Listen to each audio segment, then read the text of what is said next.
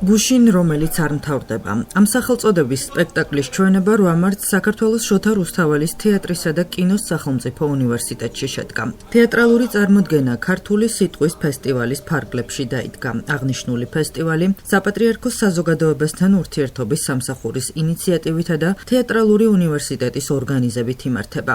სპექტაკლის სახელწოდებით გუშინ, რომელიც არ მთავრდება, წმინდა ილია მართლის ცხოვრებასა და მოღვაწეობას ასახავს. თეატრალური წარმოდგენის რეჟისორია მანანა ბერიკაშვილი. სპექტაკლი წმინდა ილია მართლისა და ოთარ ჭილაძის ნაწარმოებების მიხედვით დაიდგა. თეატრალურ უნივერსიტეტში შეკრებილებს სიტყვით მიმართეს საპატრიარქოს საზოგადოებასთან ურთიერთობის სამსახურის ხელმძღვანელის მოადგილემ, დეკანოზმა გურამ ჭარელაშვილმა და რეჟისორმა მანანა ბერიკაშვილმა. გამომსვლელებმა სპექტაკლის შესახებ ისაუბრეს და საპატრიარქოს საზოგადოებასთან ურთიერთობის სამსახურისა და თეატრალური უნივერსიტეტის ერთობლივ პროექტზე გაამახვილეს ყურადღება. პროექტი, რომელიც ვიხილეთ, არის ჩვენი საპატრიარქოს საზოგადოებასთან ურთიერთობის სამსახურისა და თეატრალური უნივერსიტეტის მიერ ერთობლივი ღონისძიება, რომელსაც ჩვენ დავარქვით სიტყვის ფესტივალი. ყველამ თავისი საქმე ლოცვით, სიტყვით, საქმით უნდა გამოხატოს ქმედებით და ამ ქმედებაში ავსახეთ, ვფიქრობთ, ეს პროექტი, რომელიც დღეს ვიხილეთ და ვფიქრობ, ის თავის სათქმელს სიტყვის საზოგადოების სხვადასხვა ფენაში.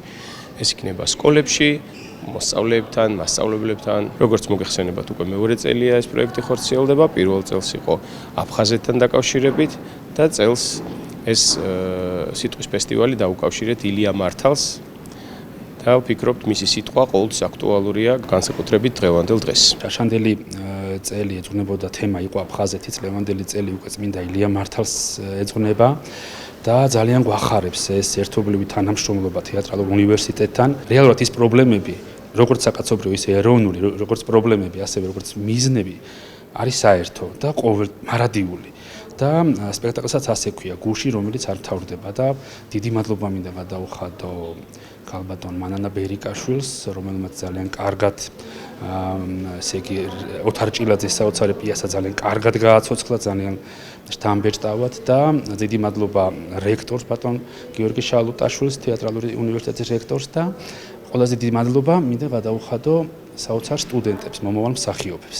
ჩემთვის ყველაზე სასიამოვნო არის, რომ ეს სრულიად ახალგაზრდა მაწვილები და ქალიშვილები ამას სიღრმისეულად ატარებენ საკუთარ სხეულში, საკუთარ სულში და ძალიან დიდი გულისხმიერებით აკეთებენ ამ საქმეს.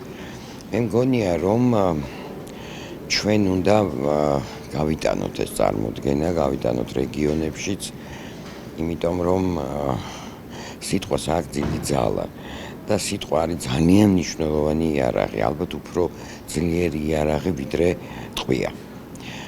და თუ ეს იარაღი გაისვრის, რასაც დღეს თქვენ სცენიდან უყურებდით, მე მგონი, რომ ძალიან წაადგება ჩვენ ქვეყანას, ესე მოგრძალებულად რომ ვთქვათ.